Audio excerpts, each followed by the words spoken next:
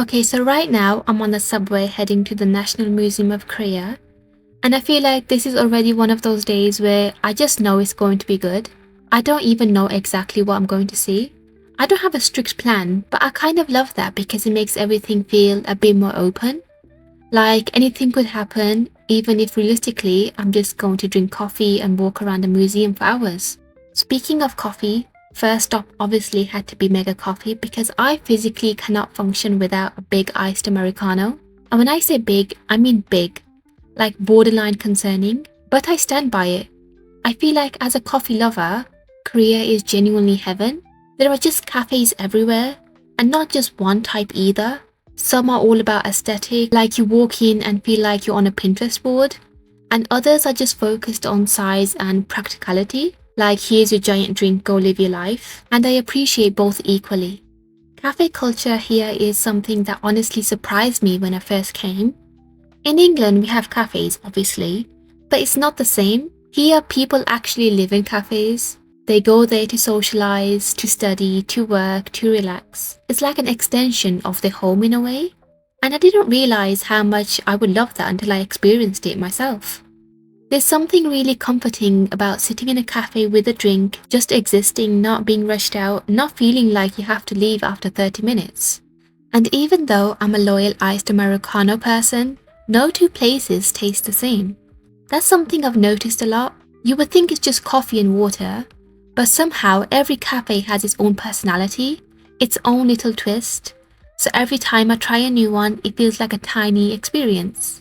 But also, every time I get coffee, I immediately crave something baked. It's like they're just meant to go together. And right next to Mega Coffee, there was a Paris baguette, which honestly felt like fate. I went in just to look, which is always dangerous, and then I saw this custard cream bread and I knew instantly. There was no decision-making process, it was already mine. But if I'm being completely honest, the best thing you can have with coffee, in my opinion, is salt bread. The salt bread here is actually unreal. It's soft, buttery, slightly crispy on the outside, and then you pair it with a bitter iced Americano. That combination is just perfect. It balances everything. I genuinely think I could eat it every single day and not get bored. I'm not even exaggerating, or maybe I am a little bit, but also not really. After getting my coffee and my little bakery moment, I started walking around Yongsan. It was slightly chilly, not freezing, but honestly, it didn't take away from anything. If anything, it made everything feel a bit more peaceful. There's this pond by the museum that I really love. It's one of those places where you can just stop and sit down for a second. The last time I came, there were fish, and I remember just standing there watching them for way longer than I probably should have. This time there weren't any, which was a little sad, but the view was just as calming. And then I finally got to the museum, and even just from the outside, it's so impressive. It's huge. The kind of place where you immediately realize you're not going to see everything unless you dedicate an entire day. And honestly, I would recommend doing that. You think you've been there for an hour, and suddenly it's been 3. I really wanted to show the inside, but cameras weren't allowed, which I respected. It made the experience feel more present, like you're just there to look and take it in, not to document every second. And by the time we finished walking around, it was already dark outside, which says a lot. We definitely did our fair share of exploring. One thing I absolutely love about museums though is the gift shop. I don't know what it is, but I always feel like I have to get something. It doesn't even need to be big or expensive, just something small to remember the day. It's like a little physical memory you can take with you. So I always make sure to leave enough time at the end to actually look around properly, because I refuse to rush that part.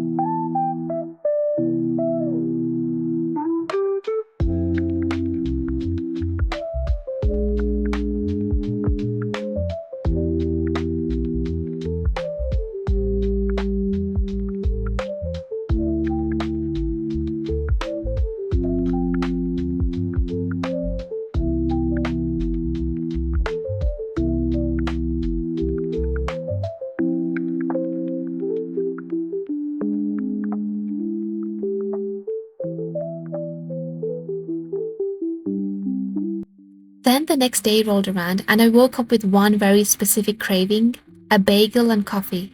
And when I get something in my head like that, it's over. I can't think about anything else until I have it. So I did a little search, found a place and went straight there.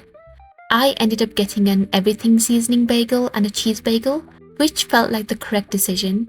And it kind of made me think, when you go on holiday, are you the type of person who wants to try all the local foods? Or is food just not that important? Because for me, food is such a huge part of the experience. I feel like it creates memories in a way that nothing else does. Even something as simple as a bagel, I want to know what a bagel tastes like in a different country. It's not even about whether it's better or worse, it's just about the experience of it. The context, the setting, the feeling, that's what makes it memorable. Later on, it was lunchtime and I decided I wanted to try some convenience store kimbap. I already love kimbap, it's one of my favorite foods. So I was like, why not see what the convenience store version is like?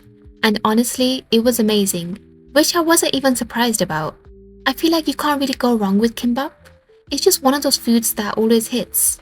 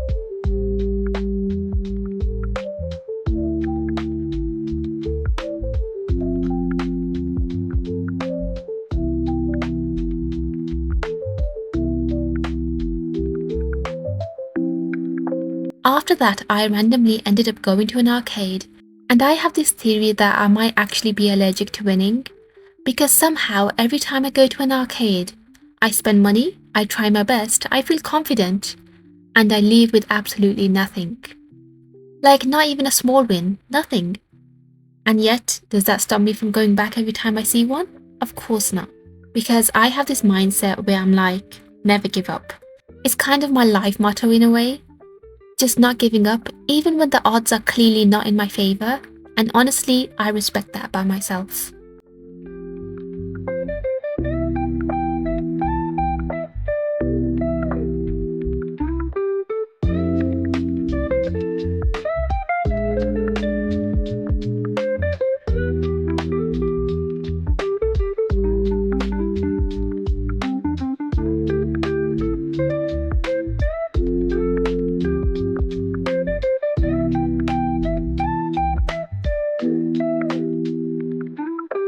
At some point, it was time for another coffee, and before anyone judges me, I walk a lot, like a lot.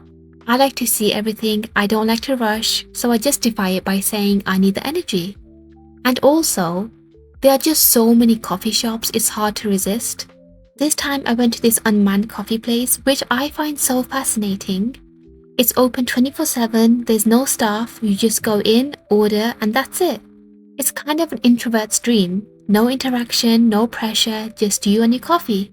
I got the retro coffee, which is basically their version of a standard latte, and it was so good.